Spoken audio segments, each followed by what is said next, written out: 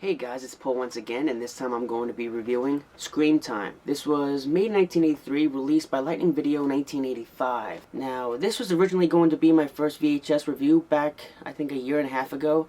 I had gotten this huge lot of videotapes from this guy in Nevada, and he had a lot of weird stuff I've never heard of before, this being one of them. And when I decided I was going to do a review, I just found one that had some interesting artwork and an interesting title, and I decided that I was going to review it. Look at the title. It's not Screamtime.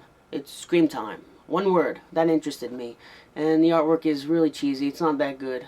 So I decided I was going to do this, and I watched probably maybe the first third of the movie. And for whatever reason, just procrastination I guess, I didn't finish the movie, never did the review, and time would pass and I would eventually do Attack the Killer Refrigerator as my first review. Now the thing interesting about this movie is that it's actually an anthology. It's 3 little mini half-hour short films, and they're UK movies. Everyone has British accents. And but what's more interesting is the very low-budget scenes that link all these little... Well, I guess it's an overlying plot of the story. What you have is 2 sleazy guys who are in Times Square, and this was when Times Square had all those porn theaters around. They go into this video store, huge video store called the Video Shack. They go to the counter and they swipe 3 videotapes. One of them is a big box. Actually, I have the big box. One of them that they swipe, it's this thing from 1980. This is pretty hard to find. This is a pretty rare tape. One of the earliest big boxes. Actually, it's from 1981, it says. So they have 3 tapes altogether. They take them back to their female friend's house. She happens to be a hooker, but that's besides the point.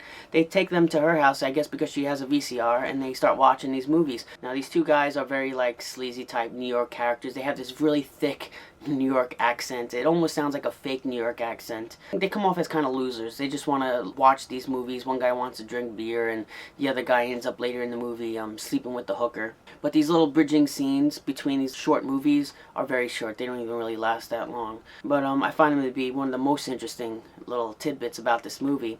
And it kind of confuses me because I'm wondering if the scenes that bridge them together were filmed by the US film distributor to kind of put these little skits together and make it a full-length picture. I'm not sure if the original filmmakers of those 3 little short films actually made the little New York City clips in between of those. That I'm a little confused about, and I tried to do some research. I just couldn't find the answer. The movie itself only has 2 directors, and they're the directors of the actual short films.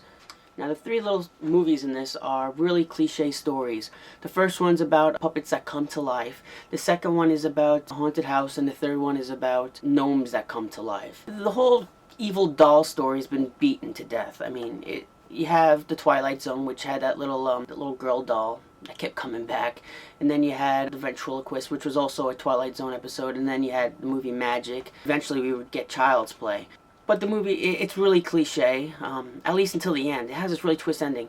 It's pretty much about this puppeteer who's spent his whole life dedicated to his puppets and doing puppet shows for little kids. His wife comes to him and says, listen, there's great job opportunities in Canada, let's move there. But the only problem is that you cannot take those friggin' puppets with you, because I guess he spends too much time on the puppets.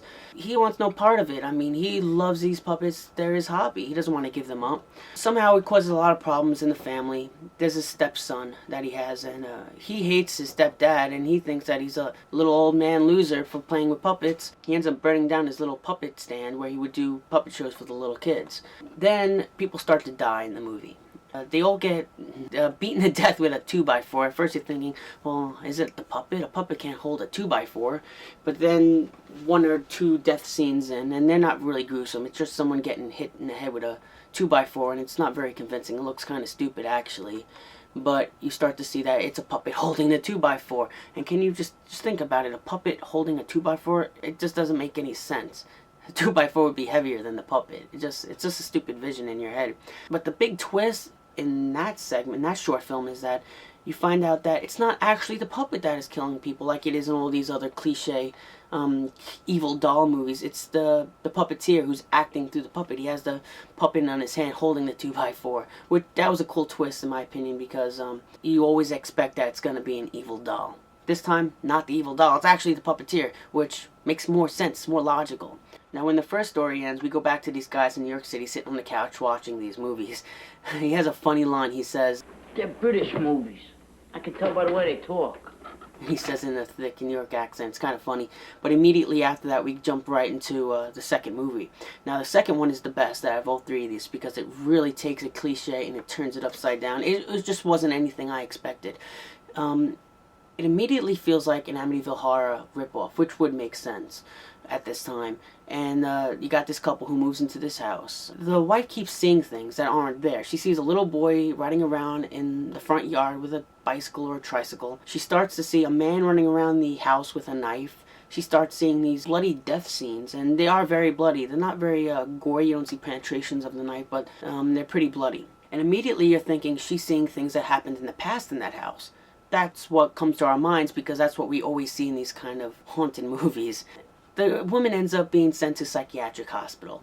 The husband sells the house, but he sells the house to a woman who was killed in one of the flashbacks. So all the visions that she was having throughout the short film actually start to come true. So we begin to realize she wasn't seeing the past, she was seeing the future. She was seeing what was going to happen. You actually see the husband in the final shot get his neck cut, and that's probably the most graphic scene in this whole movie. That was a really cool twist in my opinion. You just didn't expect the cliche to be turned upside down. It wasn't your ordinary, oh, I see the evil things that happened in this house. Now between the second short film and the third short film, there's a little stint with back in the New York City apartment between one of the guys and the prostitute. He has sex with the girl. You really don't, it's not really a sex scene. She just says, oh, it took you long enough, and he goes into her bedroom, and the other guy starts the third movie. The third movie is not as good. You got this motocross kid and his brother. His motorcycle breaks down, and he wants to buy parts to fix it, but he can't afford it, so he takes another job, and it's helping these old ladies in this mansion. And they tell him this story about how one of their ancestors, a woman, used to have all these men that used to come and visit her, all these boyfriends, and the fairies would kill them, or the gnomes would actually kill the boyfriends, and the fairies would use their souls as slaves. This really weird story. The boy doesn't even care. He's not even weirded out by it. He's like, okay, whatever, just pay me now. He sees where they store the money, and they got wads of cash in this house. The boy comes up with this ingenious plan to rob these old ladies. Him and his two buddies go there at night to rob this house. That's when, you guessed it, the gnomes come to life. First, it's more like that movie Dolls, where you just see the gnomes. They're not there, but now they appear. But eventually, one of the gnomes come to life. It's kind of stupid and silly because he looks like a midget. Midget jumps on this kid's back, and the ancient ancestor who had all these boyfriends in the past comes to life. She comes out of the picture in the wall. She makes out with him. Somehow a knife comes flying through the air and impales him onto a wall. And that's pretty much the end of that story. All these three mini little stories, they're shot pretty well. They're mediocre. The stories are pretty innovative. They kind of take a cliche and they turn it upside down at the end, so that was kind of cool. Except for the third movie. I didn't really find a twist in the third movie, but the first two were pretty good twists. After the third movie, we're back in New York City. One of the guys watching the movie goes up to the TV and says, I don't believe in fairies. And a big white arm comes and chokes him. It looks really, really stupid. I mean, I don't know if this was supposed to be the arm of a fairy because it was white, but I would imagine that fairy arms would be a lot smaller. It doesn't make sense to me. Maybe it was the arm of the ancient ancestor coming out of the TV. The couple in the bedroom, they also die. They get beaten to death by the puppet in the first segment with a 2x4. I just don't see how two people could die just by... It's not even a 2x4. It's actually thinner. It's like a wooden rod. I just don't see how these people could end up dying like that, but they do. And that's the end of the movie. And that's Screamtime. Now, there's a lot of talk about this movie online because it's fairly decent. It's not that bad.